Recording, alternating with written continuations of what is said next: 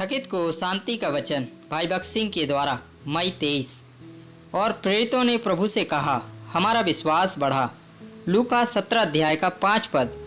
Israel के सामने यरीहो के पतन का इतिहास हमें परमेश्वर और उसके वचन में विश्वास के द्वारा विजय का सबक दिखाता है। कनान देश में प्रवेश करने से पहले इज़राइलियों ने यरीहो को जीत लिया था।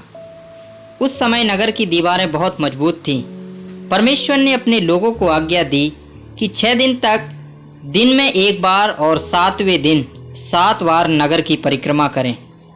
यरीहो के लोगों ने अपने नगर के फाटकों को बंद कर दिया। हो सकता है कि उन्होंने घूमते हुए लोगों का मजाक उड़ाया हो और सोचा हो कि वे अपने शहर की बहुत मोटी दीवारों को कैसे तोड़ सकते हैं। परंतु परमेश्वर ने प्रतिज्ञा की थी कि याजकों की तुरहियों की ध्वनि से और सब लोगों के ललकार के बाद शहरपनाह गिर जाएगी और वे सीधे चलकर नगर पर अधिकार कर लेंगे। मैंने खुद शहर की दीवारें देखी हैं जो भूकंप के दौरान गिर गई थी।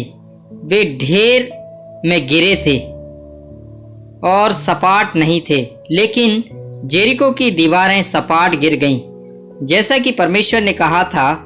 और यह 3400 साल बाद जेरिको की दीवारों पर खुदाई से साबित हुआ था।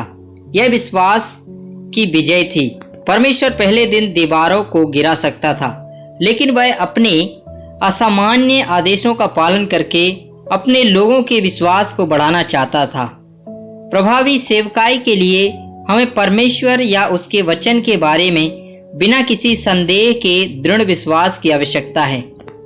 उसी तरह परमेश्वर हमें कई परिस्थितियों और कठिनाइयों से निकालेगा जिसमें हम उसके वचन को साबित कर सकते हैं और जीवित और मजबूत विश्वास में बढ़ सकते हैं।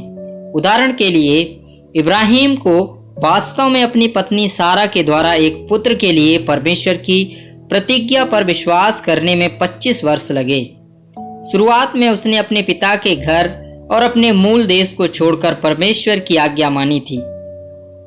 ऐसा बलिदान करने के बाद भी उसके मन में संदेह था कि कैसे परमेश्वर एक पुत्र के विषय में अपनी प्रतिज्ञा को पूरा कर सकता है।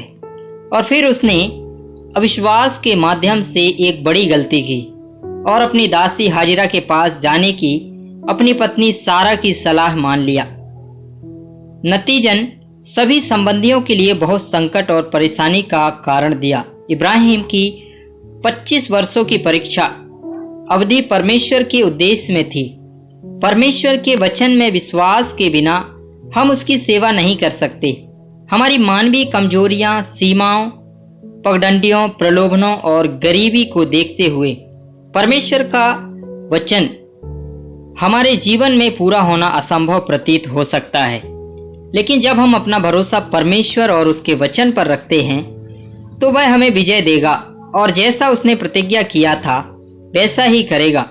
मेरे विश्वास को मजबूत करने के लिए 5 साल तक कई असंभव परिस्थितियों के लिए मैं परमेश्वर का शुक्रिया अदा करता हूँ।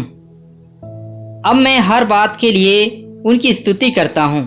विश्वास इसके बारे में किताबें पढ़ने से नहीं आता है, लेकिन यह साबित होता है और मजबूत होता है क्योंकि परमेश्वर हमें अपने ठहराए अग्नि पथों के माध्यम से लेकर जाता है। जैसे सोने को आग में डाल दिया जाता है और शुद्ध किया जाता है, हमें विश्वास से प्रार्थना करनी है, हे प्रभु मेरा विश्वास बढ़ा ताकि मैं तेरे वचन पर भरोसा कर सकूं। केवल जब हम कुड़कुड़ाना बंद करते हैं और जो परमेश्वर हमसे कहता है उसे सुनते हैं, तभी हम स्वयं अपना वचन दूसरों को सामर्थ और अधिकार में दे सकते हैं।